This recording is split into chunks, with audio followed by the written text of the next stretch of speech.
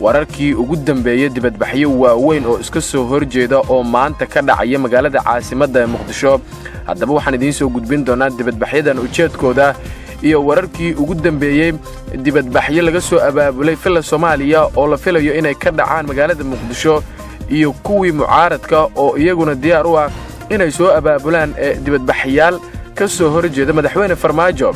qodobada kale ee saaka wararkeena aad ku daawan doontaan waxaa ka mid noqon doona dood adag oo ka dhalatay saxiixa uu sameeyay madaxweyne Farmaajo ee ku saabsan 13 kursi ee gobolka Banaadir uu ku yeelanayo golaha aqalka sare. waxaan idiin soo gudbin doonaa khilaafka cusub ee iminka soo ifbaxay iyo sida madaxweyne Farmaajo loogu eedeynayo arrintaasi.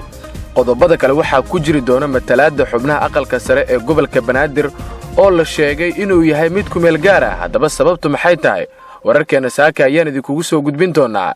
iyo dawladda federaalka ee Soomaaliya oo abaalmarinaysa ciidankii ka dagaalamay beled xaawo isla marhaantaana ka hortagay jabhaddii ay soo hubaysay dawladda Kenya. qodobadaas iyo kuwa kale ayaad ku daawan doontaan wararkeena saaka. fadlan haddii aad inagu cusub tahay nagu soo biir si aad u hesho xogaha iyo wararka gaarka ee aalab halkan aan soo gelino. waad mahadsantihiin. waxaan ku bilaabayaa saaka oo jimcaha wararkeena wararkii ugu dambeeyay dibadbaxyo waaweyn oo maanta ka qabsoomaya magaalada Muqdisho. magaalada Muqdisho ayaa waxa xalayto laga dareemayay qabanqaabada dibadbax ballaaran oo maanta la filayo in lagu qabto magaalada caasimadda ee Muqdisho, kaasi oo lagu taageerayo tallaabadii uu madaxweynaha Soomaaliya Maxamed Cabdullaahi Farmaajo ku saxiixay matalaadda gobolka Banaadir ee aqalka sare. maamulka gobolka Banaadir oo wada qabanqaabada banaanbaxan ayaa waxa ay markaasi diyaariyeen dadka kala imaanaya degmooyinka uu ka kooban yahay gobolka Banaadir, kuwaasi oo ka qayb qaadanaya abaabulka banaanbaxan maanta la filayo inuu Muqdisho ka dhaco. waxaana markaasi dibadbaxyaasha lagu ballamiyay fagaaraha daljirka Dahsoon ee magaalada Muqdisho. gudoomiyaha gobolka Banaadir Cumar Maxamuud Maxamed Cumar Filish ayaa uga mahad celiyay madaxweyne Farmaajo qaraarka uu ku ansixiyay amaba ku saxiixay 13 kursi ee matalaadda gobolka Banaadir. maanta waa maalin weyn. waxaan halkan doonayaa in aan mahad ballaaran uga jeediyo madaxweynaha Jamhuuriyadda Federaalka ee Soomaaliya Mudane Farmaajo oo runtii qalinka ku duugay matalaaddii gobolka Banaadir oo in muddo bulshaweynta gobolka Banaadir ay ka sugayeen. waxaan leeyahay waan kaaga mahad celinaynaa haddii aan nahay bulshada Banaadir, aniga oo ku hadlaya magaca bulshada Banaadir, ayuu yiri gudoomiye Cumar Filish. warar kale oo aan helnay ayaa waxay sheegayaan in sidoo kale magaalada Muqdisho ay ka dhacayaan dibadbaxyo looga soo horjeedo madaxweynaha Soomaaliya Maxamed Cabdullaahi Farmaajo. waxaana la soo sheegayaa in mucaaradka dalka gaar ahaan midowga markaasi bohoobay murashaxiinta isla marhaantaana golaha samaystay ee iyagu soo qabanqaabiyeen dad kale oo ka qayb gala banaanbax looga soo horjeedo madaxweyne Maxamed Cabdullaahi Farmaajo oo markaasi lagu dhaliilayo siyaasaddiisa iyo qaabka uu wajahayo nidaamka doorashada dalka. madaxweynaha Soomaaliya Maxamed Cabdullaahi Farmaajo ayaan isagu warkaasi dhag jalaq u siinaynin. waxa uuna marba mar ka dambaysa qaadaya tallaabo uu ku doonayo inuu kaga dhabeeyo go'aankiisa. waxaa la sheegay in saxiixan markaasi uu sameeyay madaxweyne Farmaajo ee ku saabsan 13 kursi ee matalaadda gobolka Banaadir ay keentay dood adag, taasi oo ku saabsan in markaasi aysan suurtagal noqon doonin in ka qayb qaataan 13 kursi aqalka sare ee baarlamaanka Soomaaliya ee gaar ahaan kiisa 11aad. waxaana haatan soo ifbaxaya warar kala duwan oo ku saabsan sida markaasi loo qaybsan doono 13 kursi, maadaama gobolka Banaadir dad kala duwan amaba bulsho ee ka soo kala jeeda gobolada dalka ay iyagu markaasi degan yihiin. wararkeena ayaad weli la socotaan. isla wararkaas 13 kursi ee madaxweynaha Soomaaliya uu saxiixay ayaynu ku guda jirnaa oo dood adag iyadu markaasi dhalisay isla marhaantaana baraha bulshada si aad looga hadlayo. maantana banaanbaxyo arrintaasi ku saabsan ay siyaabooyin kala duwan Muqdisho uga dhacayaan. waxaa la sheegay in matalaadda xubnaha aqalka sare ee gobolka Banaadir uu yahay mid ku meel gaar ah. haddaba sababtu maxay tahay? madaxweyne Maxamed Cabdullaahi Farmaajo oo isagu shalay saxiixay in gobolka Banaadir uu ku yeesho 13 kursi kuraasta aqalka sare ee baarlamaanka 11aad ayaa qoraalka uu ku saxiixay madaxweynaha waxaa ka muuqda in kuraastaasi ay yihiin kuwo ku meel gaar ah oo aan rasmi ahayn. qoraalka uu saxiixay madaxweyne Farmaajo ayaa qodobkiisa labaad waxaa ku qoran sidan: si waafaqsan go'aankii golaha shacabka gobolka Banaadir wuxuu ku yeelanayaa aqalka sare ee baarlamaanka 11aad matalaad 13 kursi oo kumeel gaar ah inta laga dhammaystirayo dib u eegista dastuurka kumeel gaarka ah. madaxweyne Farmaajo ayaa u cuskaday saxiixa qoraalkan inuu yahay qaraar ay golaha shacabka baarlamaanka dalka u soo gudbiyeen kaas oo ku saabsanaa matalaadda uu gobolka Banaadir ku yeelanayo golaha aqalka sare. si kastaba ha ahaatee waxaa la isweydiinayaa in senatarada kuraastan ku fariisan doona inay la mid noqon doonaan senatarada kale ee matalaya dowlad goboleedyada dalka maadaama kuraasta gobolka Banaadir ay yihiin kuwa ku meel gaara.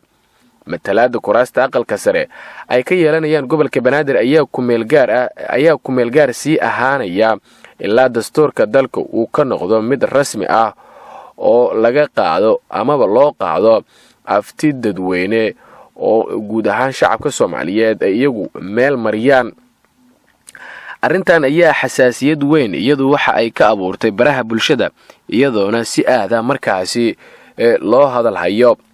waxaana la isweydiinayaa nidaamka markaasi loo qaybsan karo kuraasta 13 ah ee gobolka Banaadir laga siiyay in ay ku yeeshaan aqalka sare. wararkeena kale haddii aynu markaasi si ambaqaadnana James Swan wakiilka gaarka ah ee qaramada midoobay ayaa waxa uu saacadii la soo dhaafay kulamo la qaatay madaxweynayaasha Puntland Saciid Cabdullaahi Dani iyo kan Jubbaland Axmed Maxamed Salaam Axmed Madoobe isagoo oo kala hadlay inay markaasi dejiyaan xaaladda siyaasadeed ee dalka kadib markii ay soo magacaabeen gudiyada doorashada heer dowlad goboleed ee markaasi iyagu ku dhinaa maamulada Puntland iyo Jubbaland. Saciid Dani iyo Axmed Madoobe ayaa warar hoose oo soo baxaya waxay sheegayaan inay si aada uga caroodeen saxiixa uu sameeyay madaxweynaha Soomaaliya Maxamed Cabdullaahi Farmaajo ee ku saabsan in uu markaasi qalinka ku duugay oo uu ansax ka dhigay 13 kursi ee gobolka Banaadir laga siiyay aqalka sare iyadoona arrintaani ay horay markaasi uga biidiidsanaayeen Dani iyo Madoobe balse markay soo gudbiyeen liiska gudiyada doorashada heer dowlad goboleed ayuu madaxweyne Farmaajo si boobsiisa qalinka ugu duugay in uu ku meel mariyo amaba uu ku saxiixo 13 kursi ee gobolka Banaadir laga siiyay aqalka sare.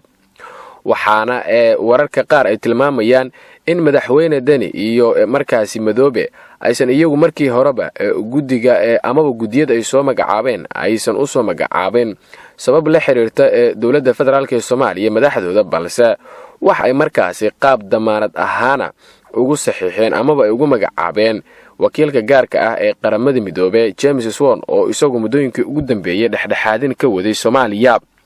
waxaana haatan la sheegayaa in James Swan uu kala hadlay Dani iyo Madoobe inaysan wax go'aan qaadan oo aysan arrintaasi ku degdegin isla marhaantana wixii soo baxa amaba waxyaabaha dheeraadka ah miiska wada hadalka lagu xalin doono sida xogaha gaarka ah ee aynu helayno markaasi ay tilmaamayaan. Saciid Dani iyo Axmed Madoobe oo iyagu markii hore diidanaa doorashada Soomaaliya isla marhaantana suluugsanaa nidaamka ay wax u wado dowladda federaalka ee Soomaaliya ayaa iminka waxa ay u muuqanayaan kuwa markaasi looga guuleystay isla marhaantana lagu riday dawin ay iyagu markaasi horay u dhigeen. ugu dambeyntiina dowladda federaalka ee Soomaaliya waxa ay shaacisay inay dallacsiinayso ciidamadii iyo saraakiishii ee dagaalka ku galay magaalada Beled Xaawo ee gobolka Gado ee iska difaacay ciidankii soo weeraray ee ay soo hubaysay Kenya. taliyaha qaybta 43aad ee ciidanka xoogga dalka Cornel cali bogmadow oo markaasi warbaahinta kula hadlay magaalada Beled Xaawo waxa uu sheegay in dowladda ay dallacsiinayso ciidankii iyo saraakiishii difaaca Beled Xaawo inkastoo uusan shaacin tiro rasmi ah oo la qorsheeyay in la dallacsiiyo. sidoo kale wasiirka gaashaandhigga Soomaaliya oo isaguna shalay gaaray Beled Xaawo waxa uu sheegay in dowladda Soomaaliya ay dallacsiin u qorsheysay saraakiishii iyo ciidankii difaacay magaalada Beled Xaawo. isniintii toddobaadkan ayaa magaalada Beled Xaawo waxa goor habeen soo weeraray ciidamo la sheegay inay ka amar qaataan wasiirka amniga ee Jubbaland Cabdirashiid Xasan Cabdinuur Janan kuwaasi oo in ka badan 100 maxaabiis ahaan markaasi gacanta looga dhigay waxaana ammaan iyo bogaadinba loo jeediyay ciidamadii iyagu ka hortagay weerarkaasi isla marhaantana difaacay dhulka iyo ummadda Soomaaliyeed.